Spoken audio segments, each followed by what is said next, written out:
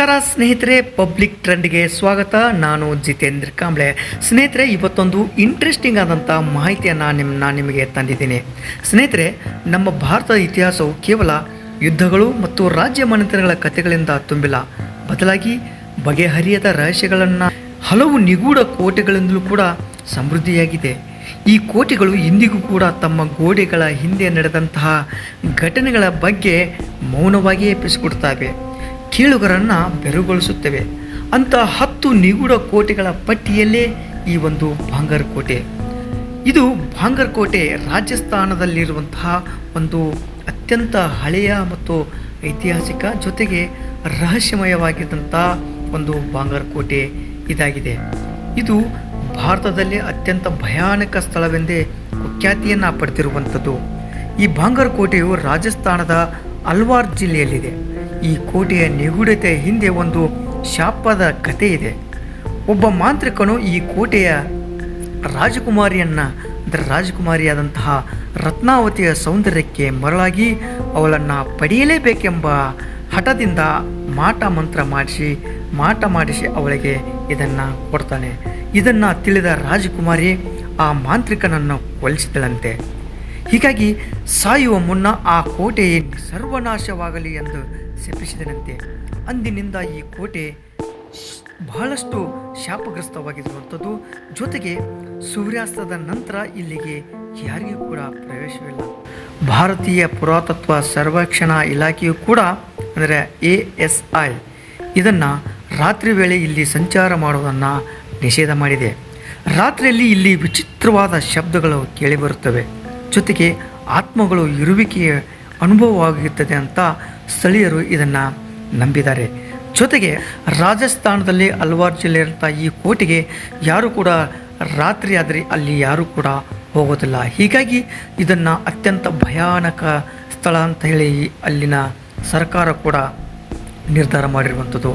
ಇನ್ನು ಈ ಕೋಟೆ ದೆಹಲಿಯಿಂದ ಸುಮಾರು 235 ಕಿಲೋಮೀಟರ್ ಅಂದರೆ 146 ಮೈಲಿಯ ದೂರದಷ್ಟು ಈ ಒಂದು ಕೋಟೆ ಇದೆ.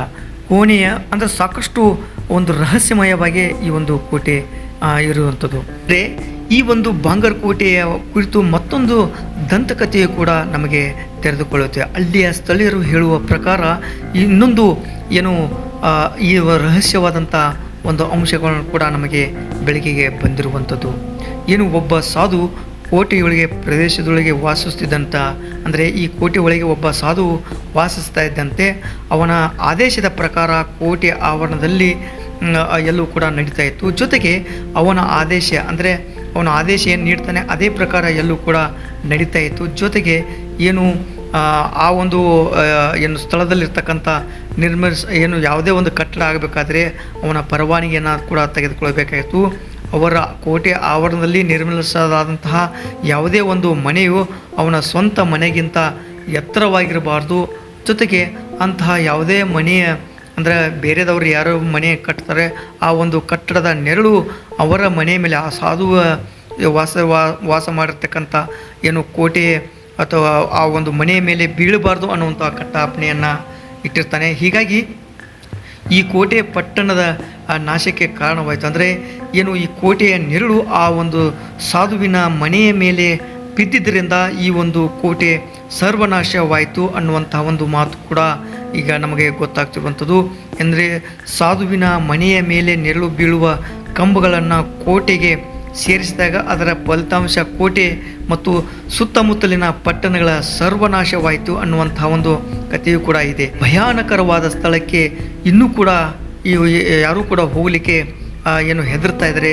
ಸಂಜೆ ಆದರೆ ಕೂಡ ಆ ಒಂದು ಸ್ಥಳಕ್ಕೆ ಯಾರೂ ಕೂಡ ಹೋಗ್ತಾರೆ. ಅಲ್ಲಿನ ಸರ್ಕಾರವೇ ಕೂಡ ಏನಂತಂದರೆ ಒಂದು ಕಟ್ಟಾಪಣೆ ಕೂಡ ಹಾಕಿರುವಂಥದ್ದು. ಯಾರು ಕೂಡ ರಾತ್ರಿ ವೇಳೆಗೆ ಆಗಿರ್ಬೋದು, ಸಂಜೆ ಆದ ನಂತರ ಯಾರು ಕೂಡ ಈ ಕೋಟೆ ಒಳಗೆ ಹೋಗಬಾರ್ದು, ಕೋಟೆ ಸುತ್ತಮುತ್ತ ಸುತ್ತಾಡಬಾರ್ದು ಅನ್ನುವಂಥ ಒಂದು ಕಟ್ಟಾಪಣೆಯನ್ನು ಕೂಡ ಸರ್ಕಾರವೇ ನೀಡಿದೆ. ಜೊತೆಗೆ ಸರ್ಕಾರ ಕೂಡ ಅಧಿಕೃತವಾಗಿ ಘೋಷಣೆ ಮಾಡಿದೆ. ಭಾರತ ದೇಶದಲ್ಲೇ ಇದು ಅತ್ಯಂತ ಏನು ಭಯಾನಕ ಸ್ಥಳ, ಜೊತೆಗೆ ಏನು ದೆವ್ವಗಳ ಇರುವಂತಹ ಅನುಭವ ಇದೆ ಅನ್ನುವಂಥ ಒಂದು ಅಂಶವನ್ನು ಕೂಡ ಈಗ ಅವರಿಗೆ ಬೆಳಕಿಗೆ ತಂದಿರುವಂಥದ್ದು. ನೋಡಿದ್ರಲ್ಲ ಫ್ರೆಂಡ್ಸ್, ನಮ್ಮ ಭಾರತ ದೇಶದಲ್ಲಿ ಅತ್ಯಂತ ಕೋಟೆಗಳ ಕುರಿತು ಯಾವ ರೀತಿ ಒಂದು ಏನು ನಿಗೂಢತೆ ಆಗಿರ್ಬೋದು, ರಹಸ್ಯ ಆಗಿರ್ಬೋದು ಎಲ್ಲವೂ ಕೂಡ ನಾವು ತಿಳ್ಕೊಂಡು ಬಂದ್ವಿ. ಏನಾಗಲಿ, ಈ ಒಂದು ಭಾರತ ದೇಶದಲ್ಲಿರ್ತಕ್ಕಂಥ ಅತ್ಯಂತ ಭಯಾನಕವಾದ ಕೋಟೆಗೆ ನೀವು ಒಮ್ಮೆ ಅದು ಸಂಜೆಗಿಂತ ಮುಂಚೆ ಹೋಗಿ ಬಂದರೆ ಅನುಕೂಲ ಆಗ್ತದೆ. ಇಂಥ ಸ್ವತಃ ಅಲ್ಲಿ ಆ ಒಂದು ಕೋಟೆ ಹೋಗಿ ನೋಡಿದರೆ ನಿಮಗೂ ಕೂಡ ಇದರ ಬಗ್ಗೆ ಮತ್ತಷ್ಟು ಮಾಹಿತಿ ಏನು ಸಿಗ್ಬೋದು. ಹಾಗಾದರೆ ಈ ಮುಂದಿನ ಸಂಚಿಕೆಯಲ್ಲಿ ಮತ್ತೊಂದು ವಿಡಿಯೋಗಳ ಬಗ್ಗೆ, ಮತ್ತೊಂದು ಮಾಹಿತಿಗಳ ಬಗ್ಗೆ ತರ್ತೀನಿ. ಅಲ್ಲಿವರೆಗೆ ಈ ನಮ್ಮ ಪಬ್ಲಿಕ್ ಟ್ರೆಂಡ್ ನೋಡ್ತಾ ಇರಿ. ನಮಸ್ಕಾರ.